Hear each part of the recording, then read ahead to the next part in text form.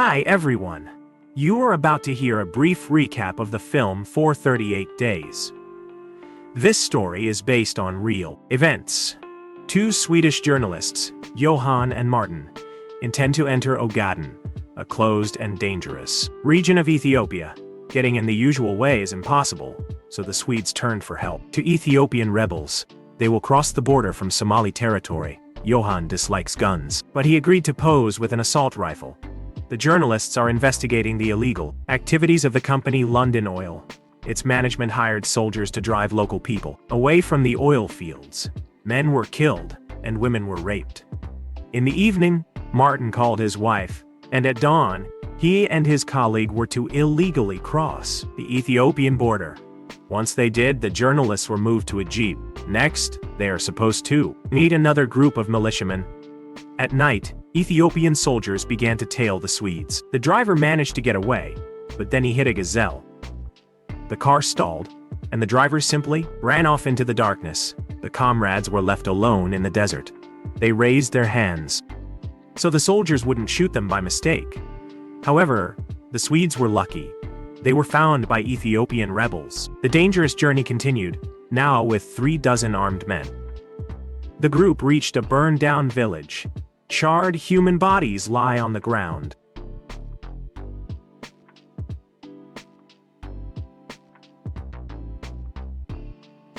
Johan took a photo of the only surviving old man. The commander recalls how peaceful it was here until the oil companies came. The journalists enjoy hanging out with the militiamen, but they are ill-prepared for this life. The water is almost gone, and Johan has a bad chafe on his leg. During a rest stop, shooting began. Ethiopian soldiers set up an ambush. Everyone scattered. The experienced journalist Martin stayed put and raised his hands. Johan kept running, even after being shot in the arm. But he was surrounded and forced to his knees. Martin joined his comrade. The Swedes keep repeating that they are journalists, not soldiers. The captives received first aid and were moved to another location. They are being filmed by several cameras. The vice president of Ogaden, Varar, began questioning the unwelcome guests. What the hell did they come here for? And why didn't they fly in, but came here with the rebels, their enemies? Varar promises the foreigners they will soon be able to contact their embassy.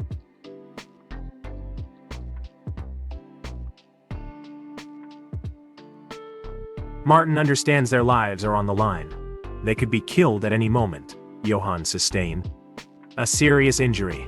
If nothing is done, he could lose his arm.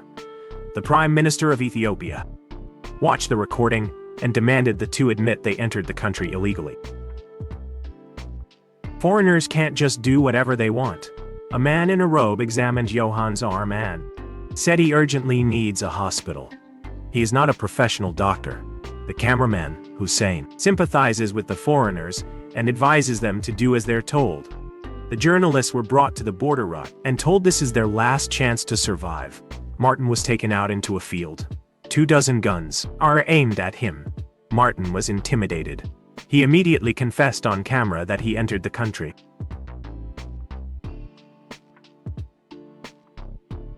illegally with a terrorist organization.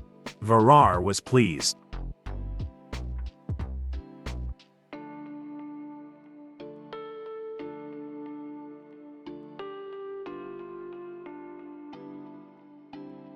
Varar gave Martin a phone and offered him to call his wife.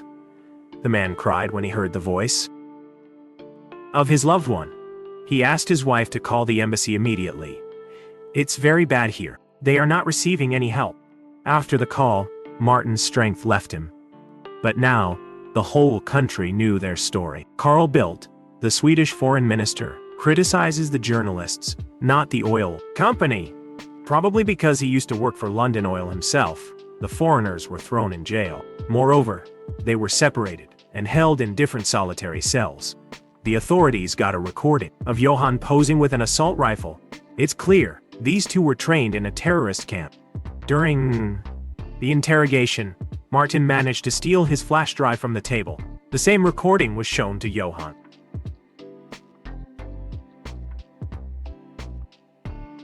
The tobacco found on Johan was labeled as drugs. This aggravates the crime. Meanwhile, Martin hid the stolen flash drive in a bar of soap. Johan's wound is infected. It's very bad, but the doctor won't see him again for another 2 weeks. 27 days have passed since the Swedes' detention. They are finally placed in the same cell. Martin hopes the flash drive will be their rep. Insurance. It contains all the data from their investigation. The friends finally met with the ambassador. The journalists will have to keep quiet about how they were treated. Ethiopia, they say, is a proud country. The Swedes were given new clothes. The ambassador told the prisoners that everything is moving towards their release. He even bought tickets for today's flight. But the politician was too optimistic. The foreigners were accused of terrorism and told to await the next trial. Hussein films the prisoners' complaints. For example, women are constantly raped, which leads to unwanted pregnancies. The second cameraman, Ahmadi, also raised his hand and said he saw the bodies of people who had been subjected to incredible torture. The prisoners were taken off the bus and searched. Martin still has that piece of soap with him. Now the Swedes will have to live in cramped conditions with other Ethiopian prisoners. Their arrival caused a strong reaction from the inmates. The Swedes realize that this town is their prison. They'll have to sleep on the floor in a crowded barrack. Whether they get mattresses depends on the local authority, Shala. Luckily, he has heard of our heroes and treats them well.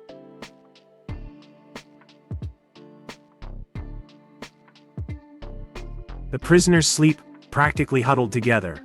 At night, rats scurry over them. That cameraman, Ahmadi, soon disappeared. Fearing reprisals, Hussein plans to flee the country.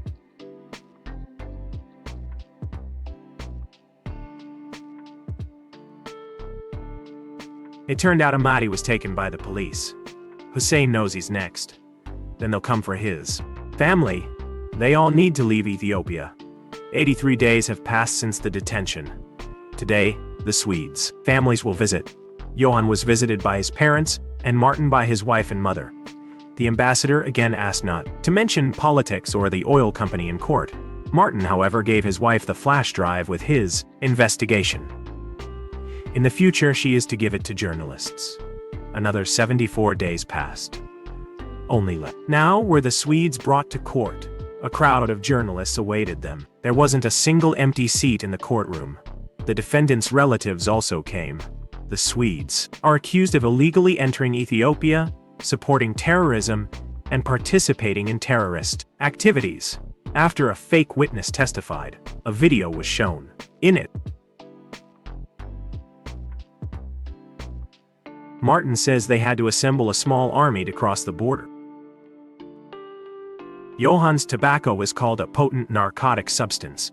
Johan himself was allegedly trained to shoot accurately.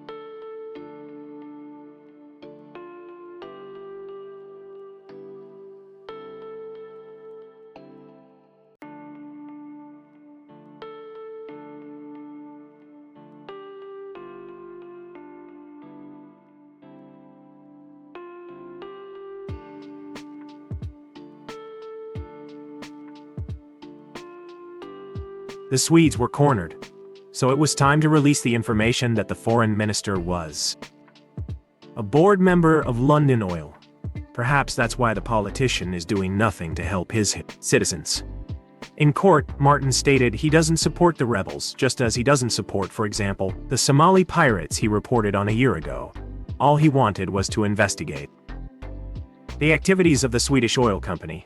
That's a journalist's job. To film polar bears, you go to the Antarctic, Johan added. That's why they went to Ogaden. In the end, the court ruled that the defendants were guilty of terrorism.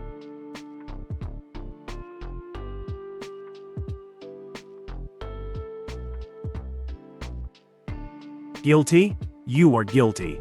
11 years in prison. The foreigners had to return to the barracks, but soon they were visited again by the ambassador. He had arranged a pardon with the Prime Minister. However, Martin refuses to plead guilty. He intends to appeal. The Swedish government is not going to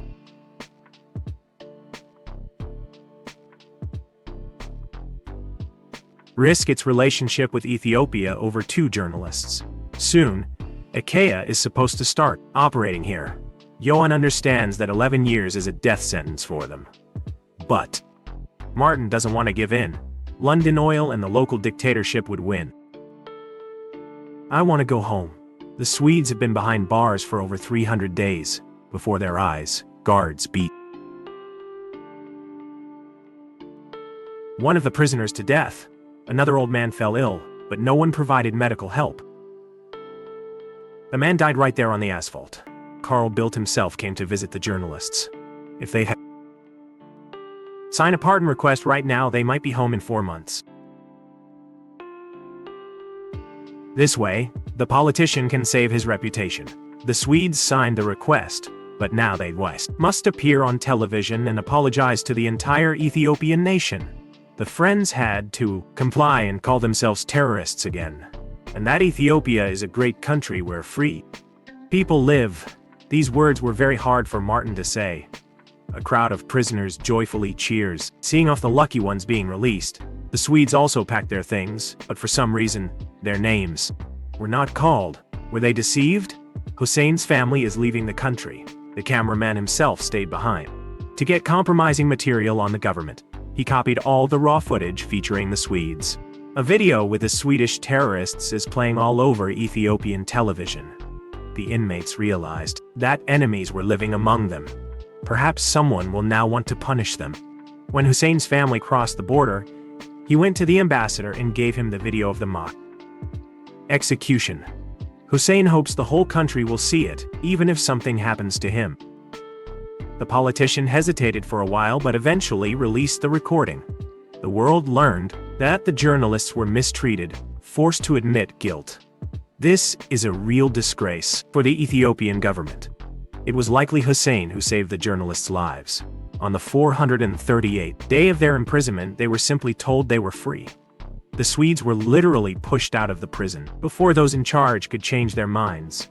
Johan couldn't believe it until the end, as they could be taken back even from the plane. The friends only relaxed when they were in the air. The poor guys were met at the airport by their families. Bildt took all the credit for himself. I think we managed to establish a wonderful relationship with Ethiopia. After his release, Johan was afraid to be alone, so he lived at Martin's house with him and his wife for a whole year. Hussein received residency in Sweden and lived under an assumed name for a long time. London Oil no longer operates in Ethiopia.